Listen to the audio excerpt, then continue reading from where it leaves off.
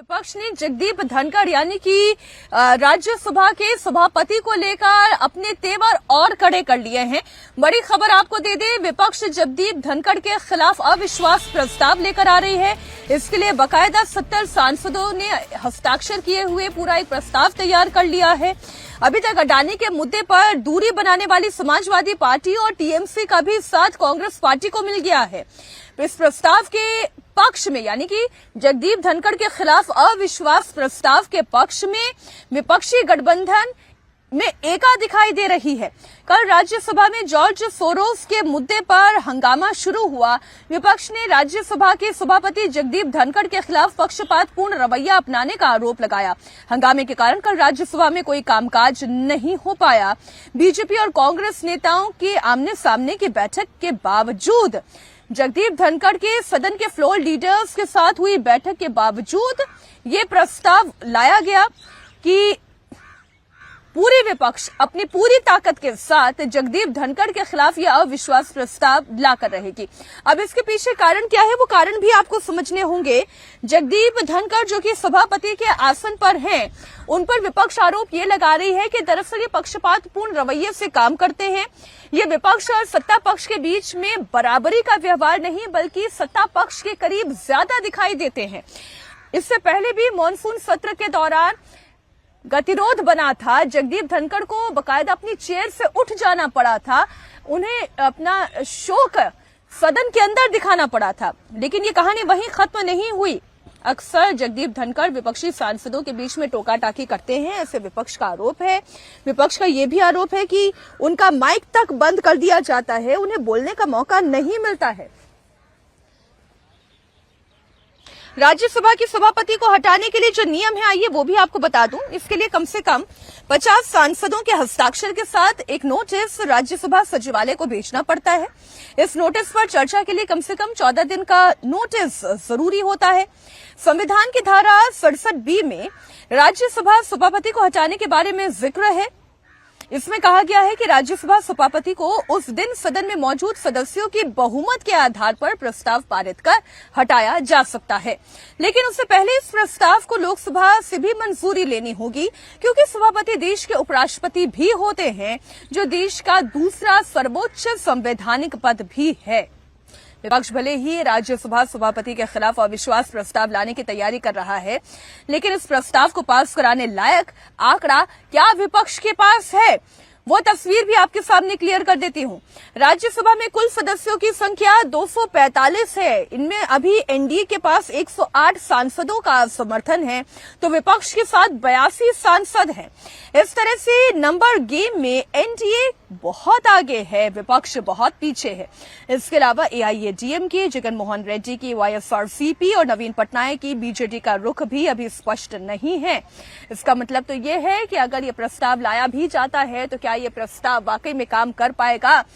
ये तस्वीरें और ये आंकड़े बताते हैं कि ये लगभग नामुमकिन है, लेकिन इसके बावजूद विपक्ष ये कोशिश कर रही है, क्योंकि वो एक स्टेटमेंट देना चाहती है, वो एक नैरेटिव सेट करना चाहती है कि इस वक्त ना सरकार ना उपराष्ट्रपति या यूं कहे कि राज्यसभा के सभापति उनके साथ पक्षपातपूर्ण रवैया कर रहे हैं। आइए एक बार फिर से आपको प्रोटेस्ट की तस्वीरें दिखा देती हूं। राहुल गांधी और प्रियंका गांधी प्रोटेस्ट कर रहे हैं। ये तस्वीरें इस वक्त आपके सामने।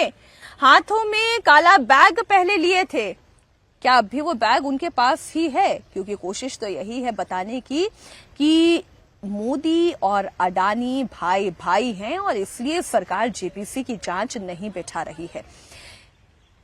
राहुल गांधी हर दिन एक नए तरीके से प्रोटेस्ट कर रहे हैं। प्रियंका गांधी अभी थोड़ी देर पहले कह रही थी कि वो तो चाहती हैं कि सदन में चर्चा हो, और हर दिन प्रोटेस्ट के बाद वो लोग अंदर जाते हैं, वो चाहते हैं मुद्दों पर चर्चा हो, लेकिन इसके बावजूद हंगामा इतना हो रहा है कि चर्चा नहीं हो पा रही है। अब हंगामा करने वाला कौन है? हंगामा करने वाला तो यही विपक्ष है, यही कांग्रेस पार्टी है जो अडानी के मुद्दे पर चर्चा करना चाहती है, जेपीसी की मांग कर रही है। इस प्रदर्शन में और जगदीप धनखड़ के खिलाफ अविश्वास प्रस्ताव में एक डिफरेंस आपको दिखाई देगा। वो डिफरेंस क्या है वो आप इस तस्वीर में देखें। केवल कांग्रेस पार्टी का प्रदर्शन दिख रहा है अडानी के मुद्दे पर। इंडिया अलायंस के बाकी सहयोगी कहां हैं? घटक दल के बाकी नेता आखिर कहां हैं? वो साथ क्यों नहीं मिल पा रहा है? उसके पीछे कारण अब मैं आपको बताने जा रही हूं। कारण यह है कि इंडिया अलायंस पर राहुल गांधी के नेतृत्व को लेकर इस वक्त मत अलग अलग हो चुके हैं। सबसे पहले शरद पवार ने इसकी शुरुआत की, उन्हें लालू यादव का साथ मिल गया, उद्धव ठाकरे का साथ मिल गया। ममता बनर्जी तो पहले ही कह चुकी हैं कि वो इंडिया अलायंस का नेतृत्व करने के लिए तैयार हैं। ऐसे में राहुल गांधी के खिलाफ क्या इंडिया अलायंस के बाकी सीनियर लीडर्स दिखाई दे रहे हैं, क्योंकि शरद पवार ने इसी ओर इशारा किया था। इसी तरीके से राज्यसभा की तस्वीरें nothing will go on record.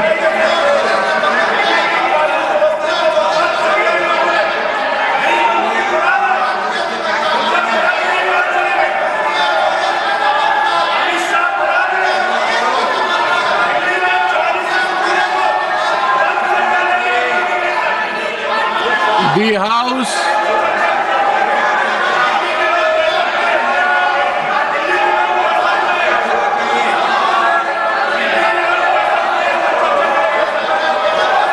allow me, honorable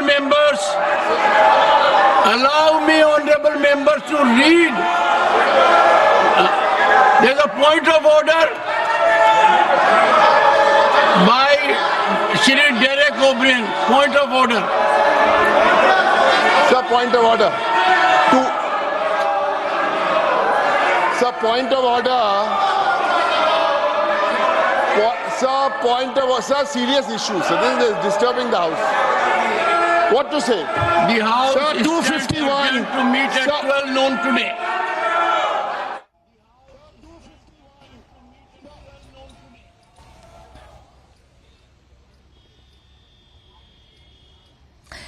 तो राज्यसभा में हंगामे की तस्वीरें इस वक्त आप देख रहे हैं।